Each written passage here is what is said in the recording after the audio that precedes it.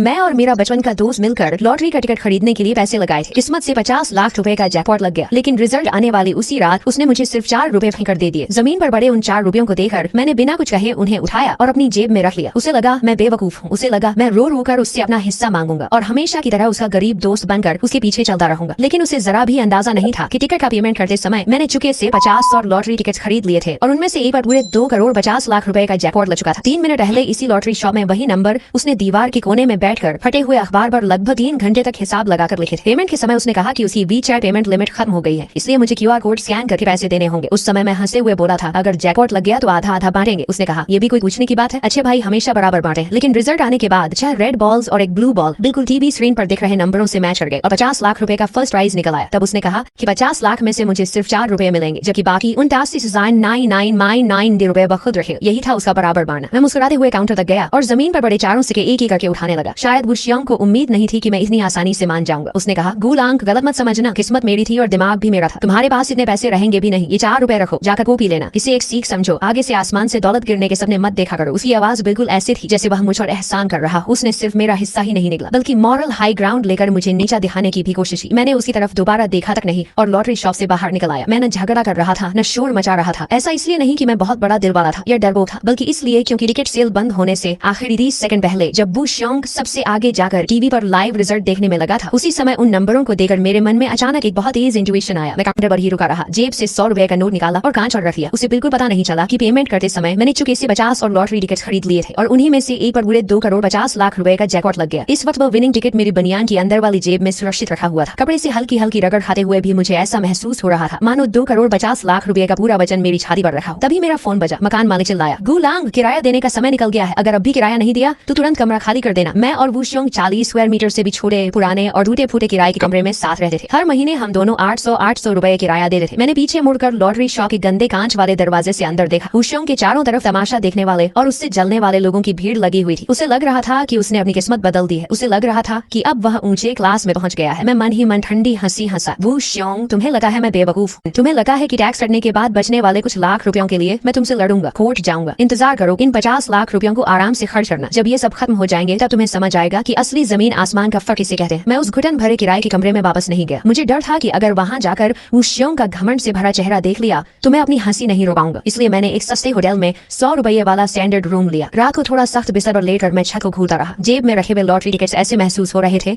जैसे लाल गर्म लोहे का टुकड़ा मेरी छाती को जला रहा हो। मुझे बिल्कुल भी नींद नहीं आ रही थी। टैक्स भरने के बाद मेरे हाथ में कितने पैसे आएंगे ये देखने की मुझे बिल्कुल जरूरत नहीं थी, क्योंकि ये हिसाब मुझे पहले से ही याद था। 30% लॉटरी इनकम टैक्स करने के बाद 2 करोड़ 50 लाख में से 50 लाख टैक्स चला जाएगा और मेरे हाथ में पूरे 2 करोड़ रुपए आएंगे। एक आम इंसान अगर पूरी जिंदगी नौकरी करता रहे तब भी शायद इतनी दौलत कभी न कमा पाए। मैंने तुरंत टैक्सी ली और सीधा हाई स्पीड रेलवे स्टेशन की तरफ निकल पड़ा। क्योंकि प्राइस की रकम सिटी लॉटरी सेंटर की पेमेंट लिमिट से ज्यादा थी, इसलिए मुझे प्रोविंस लॉटरी सेंटर जाकर ही प्राइस क्लेम करना था। पूरे रास्ते मेरा फोन लगातार वाइब्रेट करता रहा। सारे मैसेजेस वो शियोंग के विचार पर थे। इतना छोटा दिल मत रखिया, कभी फुर्सत मिली तो तुझे खाना भी खिला दूंगा। और हाँ, वो टूटा फूटा किराए का कमरा अब छोड़ देना, उसमें पड़ा सारा कबाड़ भी फेंक देना। अब मैं अमीर आदमी हूँ, उस कुत्ते के बिल जैसे कमरे में वापस नहीं रहने वाला। उसके हर शब्द में रातों रात अमीर बनने का घमंड भरा हुआ था। ऐसा लग रहा था जैसे उसे हर हाल में मुझे नीचा दिखाना था। मैंने एक भी मैसेज का रिप्लाई नहीं किया और सीधे चैट को म्यूट कर दिया। 2 घंटे बाद मैं प्रोविंस लॉटरी सेंटर की बड़ी सी बिल्डिंग के सामने खड़ा था। मुझे बड़े सम्मान के साथ एक शानदार मीटिंग रूम में ले जाया गया। वहाँ गोल्ड फ्रेम वाला चश्मा पहने एक डायरेक्टर बैठे थे। उनका विनम्र व्यवहार देखकर मुझे थोड़ा अजीब लगा। उन्होंने मुस्कुराकर कहा, मिस्टर हु, कृपया अपना विनिंग टिकट और आइडेंटिटी प्रूफ दिखाइए। मैंने अपनी अंदर वाली जेब से बहुत सावधानी से लॉटरी टिकट निकाला और उन्हें दे दिया। उन्होंने दोनों हाथों से टिकट लिया, उसे वेरिफिकेशन मशीन पर स्कैन किया। मशीन से एक साफ बीप की आवाज आई और स्क्रीन पर लंबी सी नंबर लिस्ट दिखाई देने लगी। डायरेक्टर ने हैरानी से मेरी तरफ देखा और कहा, मिस्टर हु, आपके कुल 50 टिकट्स विनिंग है। Total price amount 2 crore 50 lakh रुपए है। टैक्स करने के बाद आपको पूरे 2 करोड़ रुपए मिलेंगे। क्या हम आगे की प्रोसेस शुरू करें? मेरी शांत प्रतिक्रिया देकर डायरेक्टर और भी ज्यादा हैरान हो गए। उन्होंने शायद ऐसे कई विनर्स देखे होंगे जो करोड़ों जीकर रो पड़े हों या खुशी से बेहोश हो गए हों, लेकिन उन्होंने शायद पहली बार ऐसा नौजवान देखा था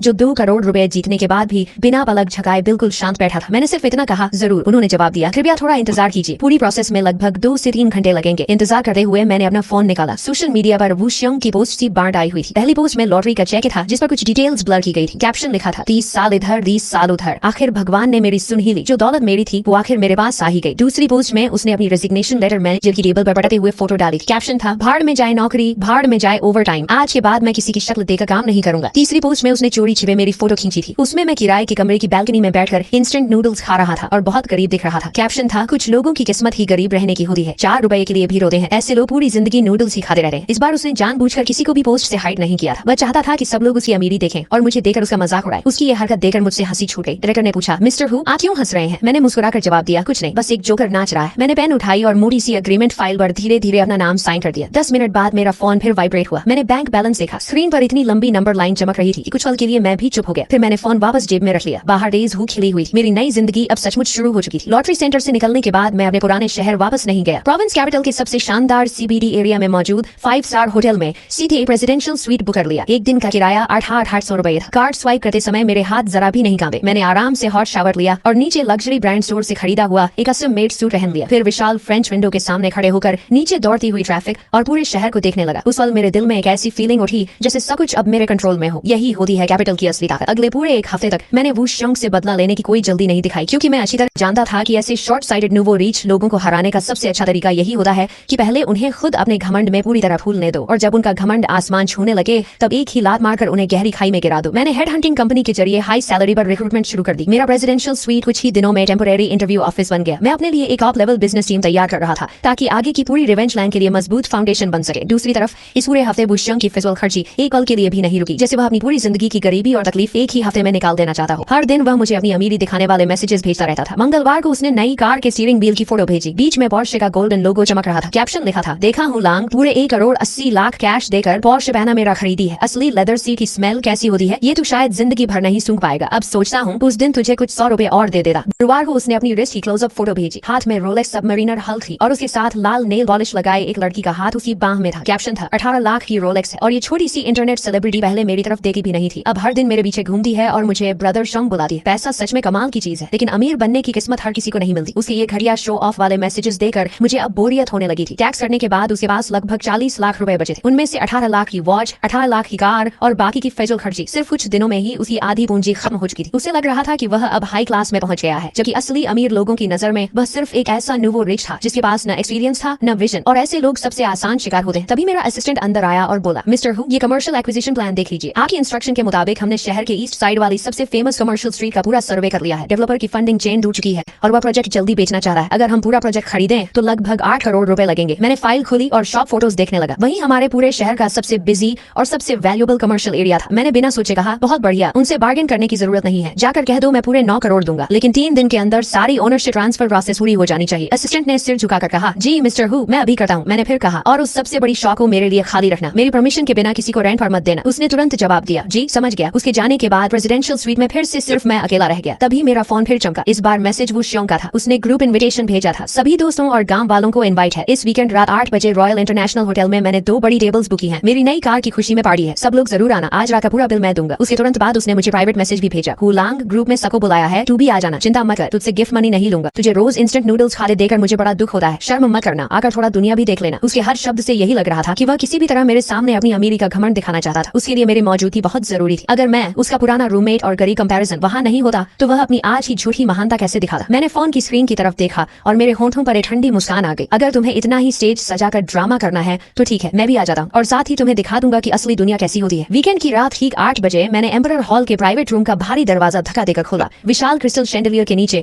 20 लोगों के बैठने लायक एक बड़ी राउंड टेबल लगी हुई थी। वहाँ हमारे गांव के वही लोग बैठे थे जो पहले फैक्ट्री और कंस्ट्रक्शन साइट पर मजदूरी किया करते थे। वू शियोंग सबसे बीच वाली मेन सीट यानी बिल्कुल सी पोजीशन पर बैठा था। उसके साथ एक ज्यादा मेकअप किए हुए औरत चिपक कर बैठी थी, वही गोल्ड डिगर लड़की लियू रुएन जिसकी फोटोज वह सोशल मीडिया पर डाल रहा था। मुझे देखते ही वू शियोंग जोर से हंसा और बोला, अरे वाह, जिसका नाम लो वही हाजिर। देखो भाई लोग, ये है हमारा महान हुलांग, सिर्फ 4 रुपए लगाकर मुझसे 25 लाख रुपए मांगने वाला मेरा सबसे अच्छा दोस्त। अरे हुलांग, ये सूट कहाँ से रेंट पर लिया? बड़ा फिट बैठ रहा है, एक दिन का 200 रुपए तो लगा ही होगा। उसकी बात खत्म होते ही पूरा प्राइवेट रूम ढाकों से गूंज उठा। वहाँ बैठे ज्यादातर लोग भी कभी गरीब थे, लेकिन अब वू शियोंग की अचानक आई दौलत देकर बिना सोचे समझे उसी के पक्ष में खड़े हो गए थे। कोई बोला, यार उस दिन सच में तूने गलत किया था, नंबर तो ब्रदर शियोंग ने निकाले थे, फिर तू किस बात का हिस्सा मांग रहा था? दूसरा हंसकर बोला, बिल्कुल, आज ब्रदर शियोंग सिर्फ एक टेबल पर ही 10,000 रुपए खर्च कर रहा है, जल्दी जा उसे एक ड्रिंक पिला और माफी मांग। मैंने शांत आवाज में कहा, ड्रिंक रहने दो, मैं आज से खाना खाने आया हूँ। मेरी बात सुनते ही वू शियोंग का चेहरा उतर गया। उसे मेरी बिना डरे बिना झुके बात करने की आदत बिल्कुल पसंद नहीं आई। उसने ठंडी हंसी के साथ कहा, अच्छा अभी भी तेरे अंदर ईगो बचा हुआ? फिर उसने वेटर को आवाज लगाई, सबसे महंगे डिशेस ला, Australian lobster, king crab, shark fin, abalone, जो सबसे एक्सपेंसिव है सब टेबल पर होना चाहिए। आज हमारे गरीब दोस्त की आंखें खोल देते हैं। कुछ ही देर में पूरा टेबल महंगे खाने से भर गया। वू शियोंग पूरे समय अपनी पोर्शे खरीदने की कहानी बढ़ा चढ़ाकर सुनाता रहा। फिर बताने लगा कि पिछली रात उसने नाइट क्लब में एक ही रात में 30,000 रुपए उड़ा दी। उसकी बातें सुनकर गांव वालों की आंखों में लालच साफ दिखाई देने लगा। सब लोग बारी बारी से ग्लास उठाकर उसके पास जाते, उसे रोस्ट करते और बड़े प्यार से ब्रदर शियोंग कहकर बुलाते। 3 राउंड ड्रिंक्स होने के बाद उसका घमंड पूरी तरह आसमान पर पहुंच चुका था। उसने लियू रुएन की कमर में हाथ डाला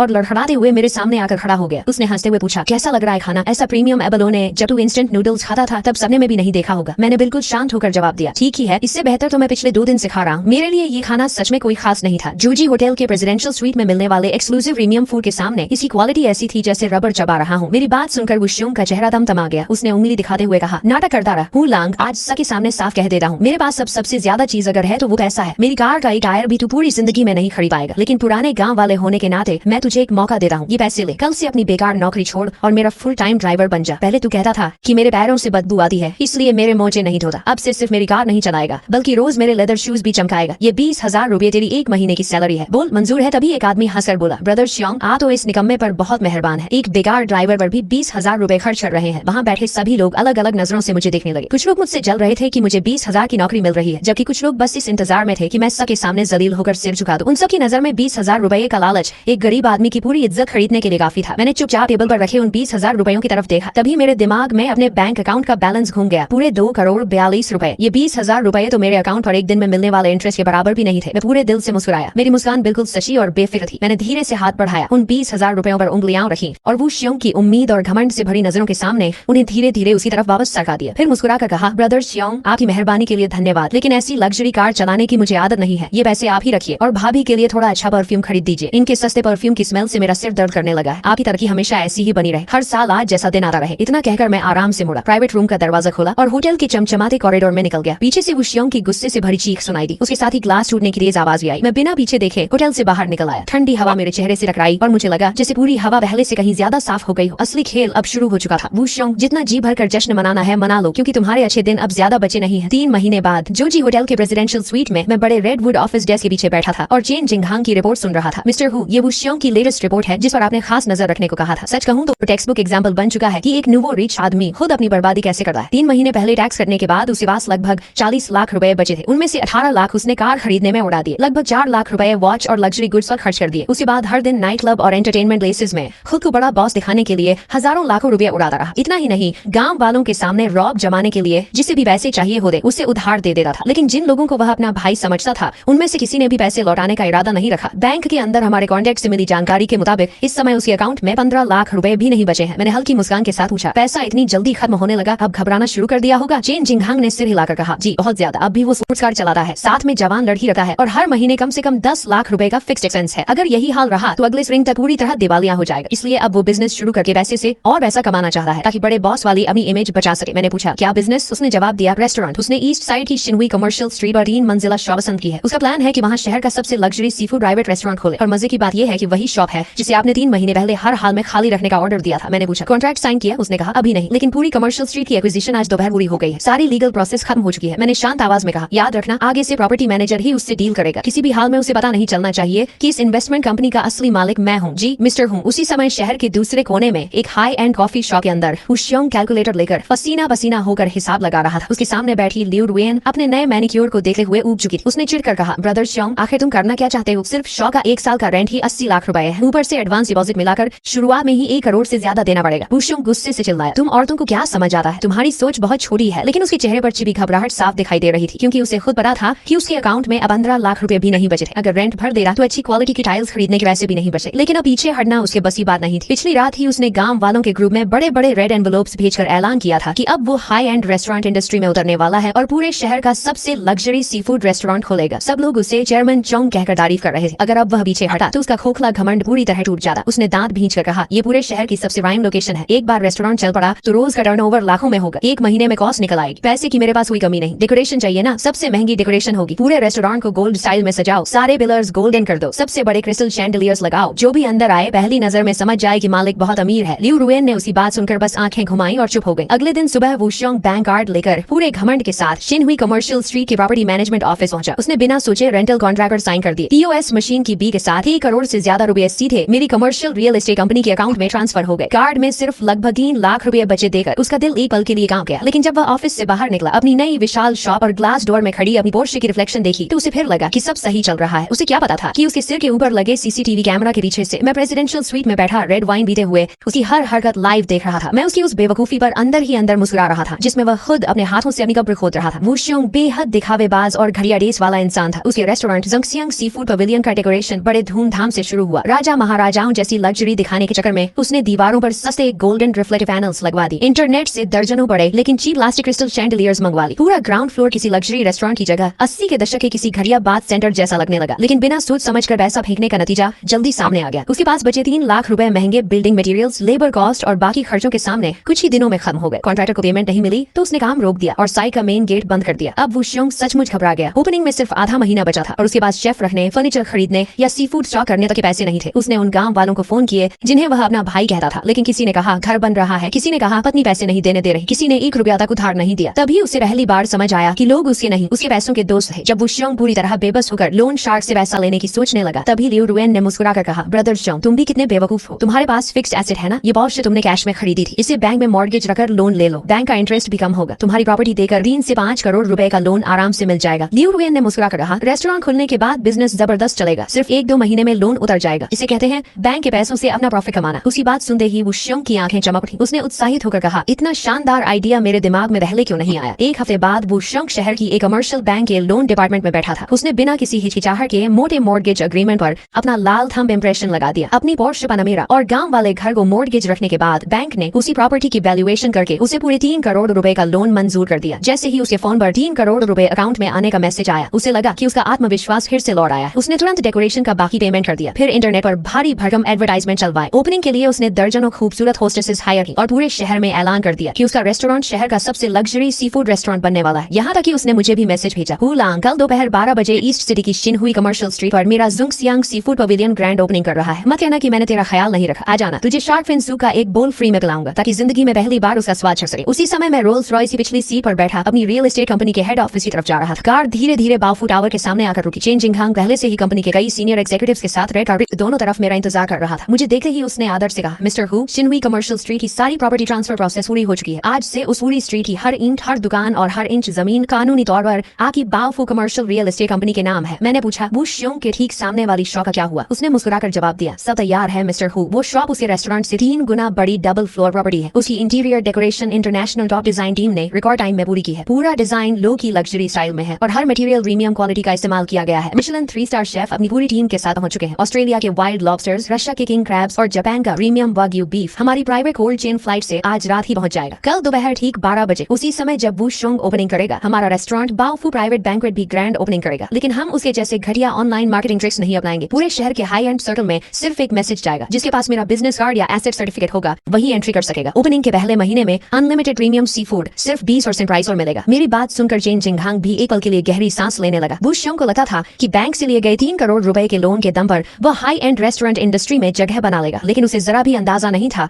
कि जिस स्टेज पर खड़े होकर वह खुद को किंग समझ रहा है, उस स्टेज का फर्श भी मेरा है। कल मैं उसे अपनी आंखों से दिखाऊंगा कि उसका लोन और घमंड पर टिका हुआ अमीरी का सपना कैसे पल भर में चकनाचूर होता है और एब्सोल्यूट स्ट्रेंथ के सामने कैसे धीरे धीरे धूल बनकर बिखर जाता है। 8 अगस्त शिनहुई कमर्शियल स्ट्रीट का सेंट्रल प्लाजा ढोल नगाड़ों की गूंज से भर चुका था। वू शियोंग ने अपने रेस्टोरेंट का नाम रखा था ज़ंगसियांग डिंगजुन सी फूड पवेलियन। इस ओपनिंग के लिए उसने उधार लेकर जुटाया हुआ हर पैसा झोंक दिया था। एंट्रेंस के बाहर पूरे 50 मीटर लंबा रेड कार्पेट बिछा था। दोनों तरफ लाल चिपाव पहने लंबी होस्टेसेस ठंडी हवा में कांप रही थी, लेकिन फिर भी मजबूरी में मुस्कुराई जा रही थी। लियू रुएन ने उत्साहित होकर कहा, ब्रदर शियोंग, आज तो कमाल हो गया, देखो शहर के इतने बड़े बड़े बिजनेसमैन भी आ गए। वू शियोंग ने घमंड से सीना चौड़ा करते हुए कहा, जरूर आएंगे, अब मेरी स्टेटस ही ऐसी है। आज अगर ओपनिंग हिट हो गई तो आगे से ये रेस्टोरेंट पूरे शहर के अमीर लोगों का फिक्स्ड डाइनिंग स्पॉट बन जाएगा। वह ग्लास डोर के पीछे खड़ा था और उसकी आंखों में सिर्फ ऐसा ही पैसा घूम रहा था। उसे लग रहा था कि कुछ ही देर में कस्टमर्स की लंबी लाइन उसके रेस्टोरेंट में घुसेगी और नोटों की बारिश होने लगेगी। तभी वह अपने स्टाफ को 28,000 रुपए वाली स्पेशल फायर क्रैकर चेन जलाने का ऑर्डर देने ही वाला था कि ठीक सामने सिर्फ 12 मीटर चौड़ी सड़क के उस पार पिछले आधे महीने से काले कपड़े से ढकी हुई 3 मंजिला विशाल बिल्डिंग में अचानक हलचल शुरू हो गई। वहाँ न ढोल बज रहे थे, न कोई सस्ता दिखावा था, न लाल सजावट। फिर भी पूरा माहौल अचानक बदलने लगा। काले कारपेट या भड़कीली सजावट की जगह कुछ धीमी लेकिन गरिमामयी कैनन सल्यूट की आवाजें गूंजी। उसी के साथ उस विशाल काले पर्दे ने रेशम की तरह धीरे धीरे नीचे गिरना शुरू किया। सामने की पूरी बिल्डिंग सबके सामने आ गई। वू शियोंग के चेहरे की मुस्कान उसी पल जम गई। उसके दिल में अचानक एक बेहद अशुभ एहसास उठा। ये रेस्टोरेंट सामने का खुल गया। तभी कमर्शियल स्ट्रीट के एंट्रेंस से लग्जरी कार्स का एक लंबा कन्वॉय अंदर आया। वहाँ एक भी कार ऐसी नहीं थी जिसकी कीमत 30 लाख रुपए से कम हो। सारी कार्स बिल्कुल शांत तरीके से बाफू प्राइवेट बैंक्वेट के सामने आकर रुक गई। उनमें से सूट पहने हुए शहर के बड़े बड़े बिजनेस टाइकून्स उतरे,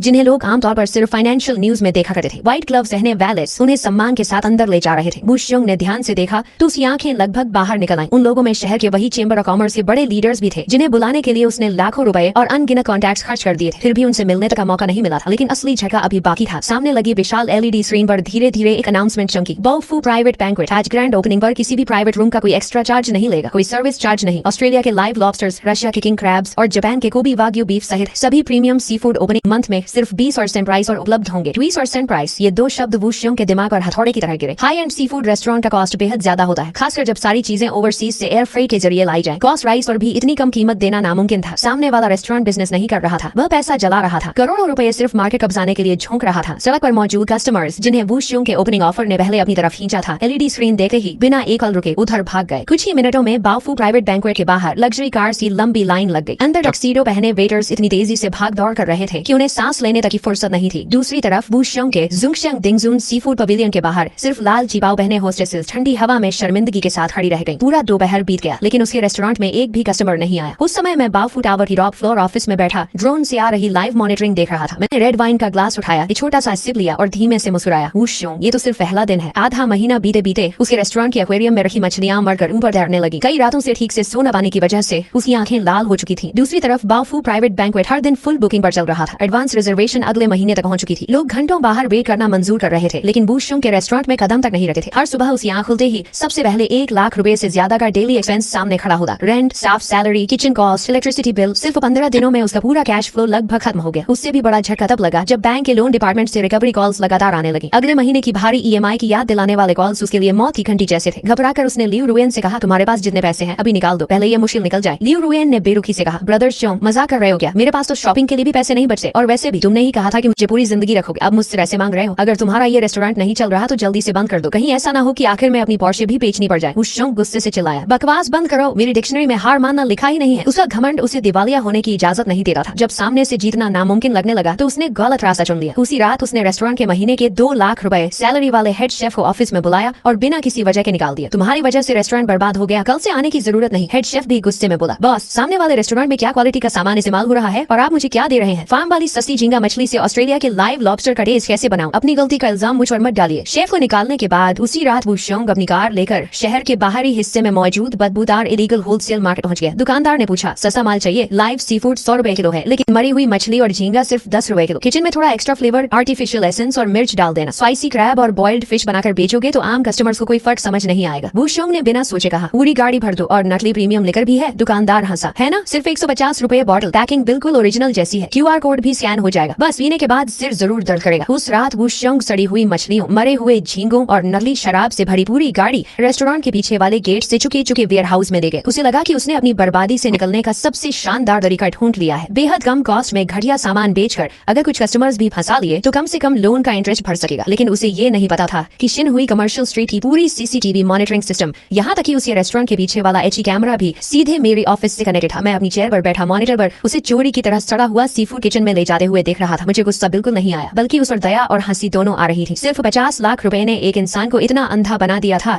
कि अपनी लालच की खाई भरने के लिए उसने इंसानियत की आखिरी सीमा भी पार कर दी। मैंने डेस्क पर रखा लैंडलाइन उठाया, मार्केट सुपरविजन ब्यूरो की कंप्लेंट हेल्पलाइन मिलाई और कहा, मैं एक रिस्पॉन्सिबल सिटीजन हूँ। मैं ईस्ट सिटी की शिनहुई कमर्शियल स्ट्रीट के shop number 16 जंगसियांग sea food pavilion के खिलाफ ऑफिशियल कंप्लेंट दर्ज कराना चाहता हूँ। ये लोग सड़ा हुआ सी फूड खरीदकर कस्टमर्स को बेच रहे हैं और बड़ी मात्रा में फेक प्रीमियम लिकर भी बेच रहे हैं। मेरे पास पूरे एविडेंस मौजूद है, परचेज वीडियोस और ब्लैक मार्केट ट्रांजैक्शंस की डिटेल्स मैंने पहले ही डिपार्टमेंट की ऑफिशियल कंप्लेंट ईमेल पर भेज दी। कॉल खत्म करके मैं फ्रेंच विंडो के सामने जाकर खड़ा हो गया। बाहर आसमान पर काले बादल छा गए थे। ऐसा लग रहा था जैसे तेज बारिश आने वाली।